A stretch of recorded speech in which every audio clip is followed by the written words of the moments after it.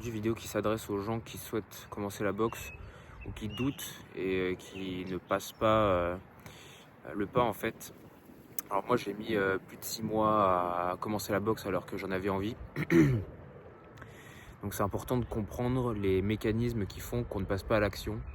Pourquoi le cerveau nous pousse à rester dans notre lit à rien foutre.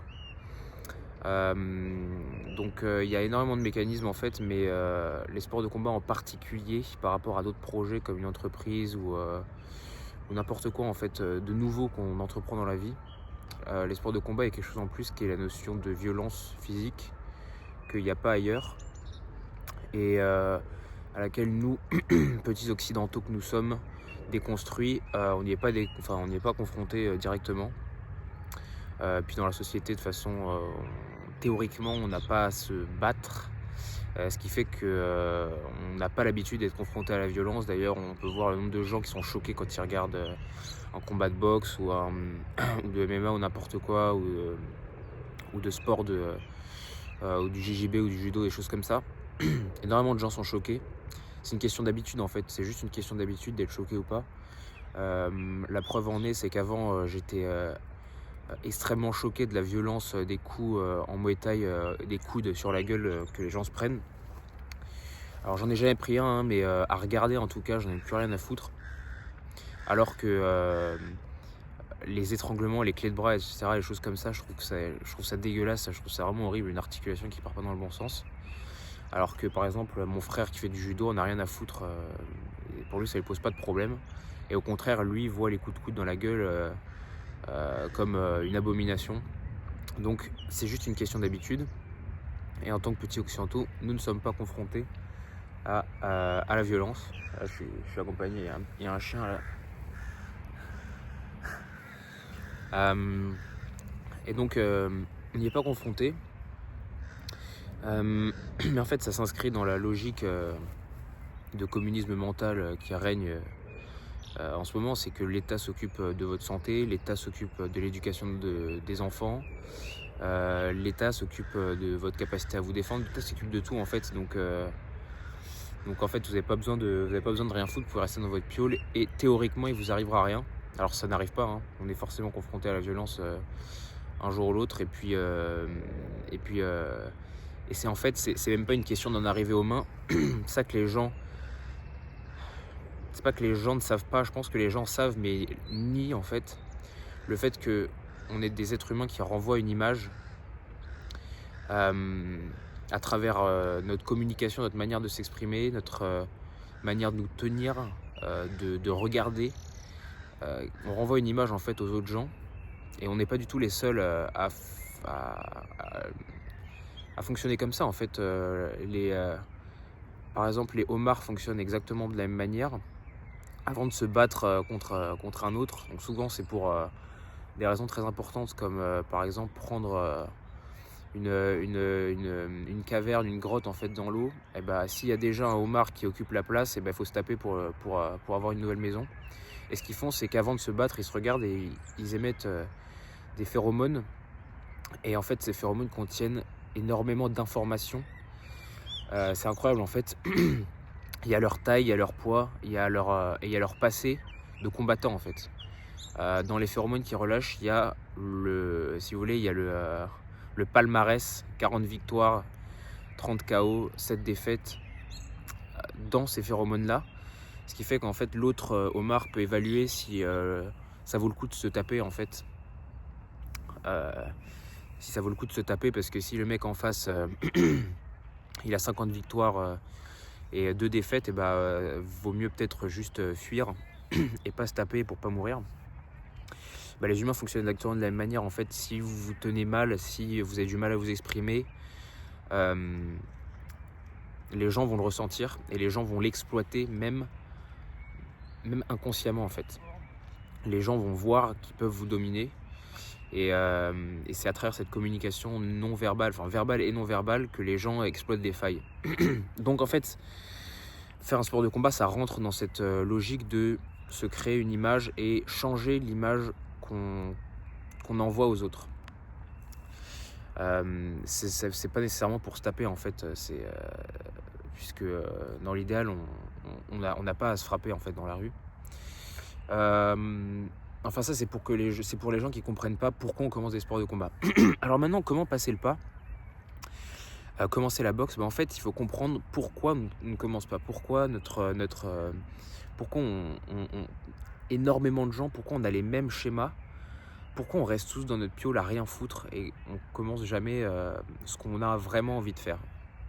En fait, c'est juste que le cerveau va émettre des scénarios, des scénarios, il me semble qu'on dit, sur les potentiels dangers, les potentiels problèmes qu'on peut rencontrer dans ce qu'on va entreprendre. Et ça, faut être capable de les identifier. Et pour la boxe en général, ça repose sur deux trucs totalement débiles que sont la salle où on va aller et le matériel. Alors le matériel, on va l'expédier. Pourquoi? Qu'est-ce que le cerveau imagine? En fait, le cerveau imagine, commence à gamberger sur quel équipement on va acheter, combien d'argent on va mettre dans l'équipement, quelles sont les marques qu'il faut aller voir, et juste essayer de réfléchir, essayer de faire cet exercice et essayer de voir si c'est vrai. Moi, je me suis surpris plusieurs fois à fonctionner comme ça. C'est qu'on va commencer à réfléchir à du matériel qu'on va acheter. Et puis, on réfléchit, on regarde quelques sites. Et puis ensuite on se dit OSEF. OSEF, on verra après. Et en fait, on peut répéter ce mécanisme-là des centaines de fois. C'est incroyable. Donc du coup, moi, ce que je vous conseille pour le matériel, pour l'expédier vite fait, c'est de pas prendre des équipements de merde. Donc n'allez pas à Decathlon acheter des gants à 20 balles parce qu'ils vont s'effriter. Et en fait, ça n'est même pas plaisir. Vous savez, quand vous commencez une nouvelle activité et que vous avez du matériel de merde, c'est dur d'être motivé. Donc faut que ça vous fasse plaisir quand même un petit peu. Mais mettez pas 500 balles sur votre équipement, parce que c'est un peu, vous savez, il y a toujours cette logique dans la progression, dans l'évolution des compétences. C'est louche en fait. C'est louche d'avoir un équipement à 500 balles et de pas savoir se taper. C'est un peu bizarre en fait. Les gens vont vous regarder bizarrement. Donc voilà, donc moi la solution que je propose, c'est de faire un mix des deux.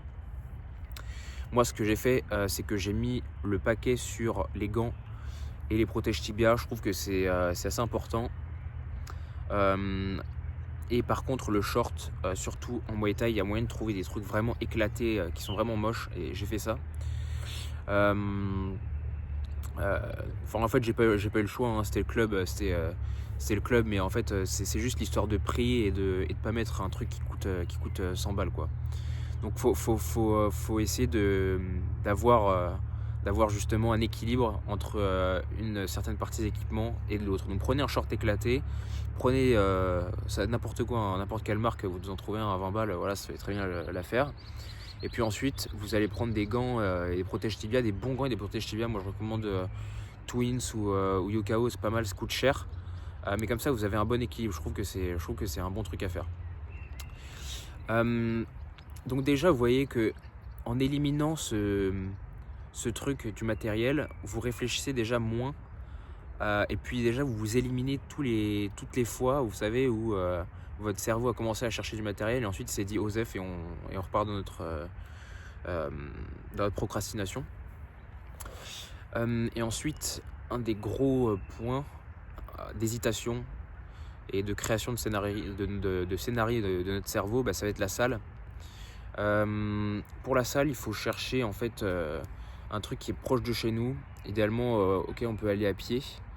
Et alors, quels vont être les scénarios que le cerveau va créer pour ne pas commencer la boxe? Ça va être en fait, est-ce que je vais me perdre en allant à la salle? Est-ce qu'il va y avoir des mecs bizarres qui rôdent autour? Est-ce que le coach est bizarre, etc.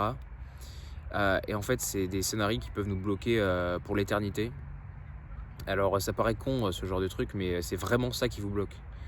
C'est vraiment, en tout cas, moi c'était ça. Donc, en fait, la seule méthode que j'ai trouvée pour contrer ce genre de choses, c'est d'y aller en plusieurs fois en fait. Donc vous allez pas y aller en une seule fois, il faut décomposer le truc. Donc moi, ce que je recommande pour la salle, pour régler le problème de la salle, c'est de trouver une salle, n'importe laquelle, une qui paraît bien, qui est assez proche de chez vous, etc. Vous allez y aller et puis vous allez vous mettre à 10-20 mètres, 10-20 mètres en fait de l'entrée, et vous n'allez pas rentrer en fait. Vous allez juste la regarder, vous allez juste regarder l'entrée de la salle, voir, voilà, vous attendez 10-15 minutes devant et vous regardez, et puis vous rentrez chez vous. Et en fait, en faisant ça, vous allez éliminer 70% des scénarios que votre cerveau a générés pour rester chez vous. Parce que vous lui avez prouvé que vous avez prouvé à votre cerveau qu'il avait tort en fait, de penser qu'il y aurait peut-être des mecs chelous devant la salle, et que du coup c'était légitime de rester dans votre lit. Donc après cette première étape passée, vous allez revenir 2-3 jours plus tard si bien sûr il n'y a pas de mecs chelous qui traînent devant la salle et que vous voyez où est l'entrée. Et cette fois-ci, vous allez demander à un coach ou n'importe qui en fait qui semble faire partie du club, les horaires, les tarifs et s'il y a une session d'essai possible. En général, ça coûte 10 balles et ils vous prêtent le matériel pour la première séance. Vous n'aurez rien besoin de ramener. Et l'idéal, c'est de booker une séance d'essai comme ça. Donc pas besoin d'acheter de matériel en fait avant de faire la première séance. En revanche, prenez un protège-dents parce que y a des mecs qui tapent même avec les débutants, ils sont pas très sympas. Moi je me suis en fait une des premières séances, j'avais pas de protège-dents et on m'avait un mec qui est pas très sympa, il m'avait pété la gueule et j'avais la langue coupée en fait, donc parce que mes dents avaient coupé ma langue, donc essayez quand même de pas faire la même erreur que moi. Prenez un protège-dents, prenez un protège-dents en fait qui est la même au rugby, que vous pouvez mouler directement, vous mettez en fait dans l'eau chaude. Puis ça moule vos dents et puis vous avez un truc nickel. Et ensuite vous faites cette séance d'essai et l'objectif ensuite c'est de rester. Alors là en fait en faisant ça et en appliquant tous les conseils que je viens de vous donner, vous avez 95% de chances de plus de réussir à commencer la boxe que si vous n'avez rien fait, même si ça paraît débile. Et donc ensuite, après, pour passer à 100% de chance, il faut y rester. Donc il faut rester en fait le premier mois ou les 2 premiers mois. Il faut se forcer en fait. C'est même pas une question de... C'est dur parce que c'est même pas une question d'aimer ou pas aimer. On ne peut pas aimer. On ne peut pas aimer se prendre des pains dans la gueule. On ne peut pas aimer ce qui nous arrive. Puisque ça remet en cause toute notre vision de nous-mêmes, toute notre estime de nous-mêmes, puisque déjà même sans se confronter aux autres, en fait, quand on tape dans le sac et qu'on voit qu'on n'a aucun cardio et que ça fait mal au bras, ben on est une merde en fait. On est une merde, on se rend compte de notre faiblesse physique. On ne peut pas aimer ça, c'est pas possible, on ne peut pas aimer ça. Surtout quand à côté il y a des distractions comme les jeux vidéo qui vous récompensent en 2-2. Bon bah là vous avez fait tous les efforts et puis vous n'êtes même pas récompensé. Il y a votre cerveau qui vous dit que vous êtes une énorme merde. Donc on ne peut pas aimer en fait. Je pense, c'est ça ma théorie, c'est que surtout dans les sports de combat on ne peut pas aimer au début. C'est pas possible.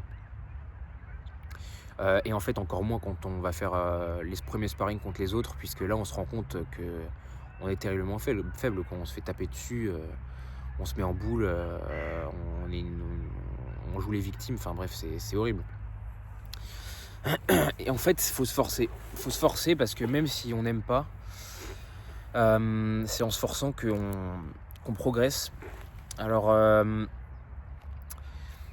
et en fait, on voit les gens qui continuent pas, les gens qui s'arrêtent, c'est les gens qui ont un problème d'humilité parce que il en faut d'humilité pour continuer malgré le fait qu'on constate qu'on est nul.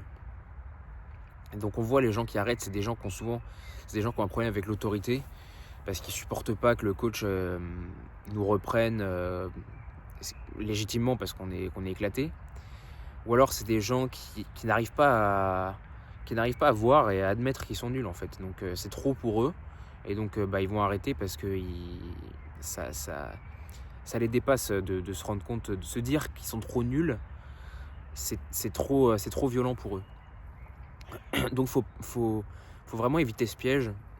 Il faut admettre qu'on est nul quand on commence quelque chose, c'est tout le temps comme ça. Et surtout pour la boxe où il y a non seulement de la douleur physique et en plus le fait de perdre à une simulation de bagarre contre quelqu'un, ça nous renvoie vraiment une image de nous qui est très très faible. Une image vraiment négative en fait. Je trouve qu'il y a les sports plus classiques ou même par exemple n'importe quoi au tennis, au ping-pong, etc. On va perdre et on va être mal parce qu'on a perdu. Mais je trouve vraiment que quand il s'agit de contact physique et de bagarre, il y a quelque chose d'instinctif surtout chez les hommes qui fait que vraiment on est atteint psychologiquement par notre faiblesse, quoi. Donc faut essayer de passer outre et d'admettre qu'on est faible. Pour moi, c'est le commencement et on peut pas faire autrement en fait. On peut pas faire autrement. Donc voilà, essayez de passer à l'action, décomposer les étapes et à la prochaine dans une autre vidéo. Allez, ciao les mecs.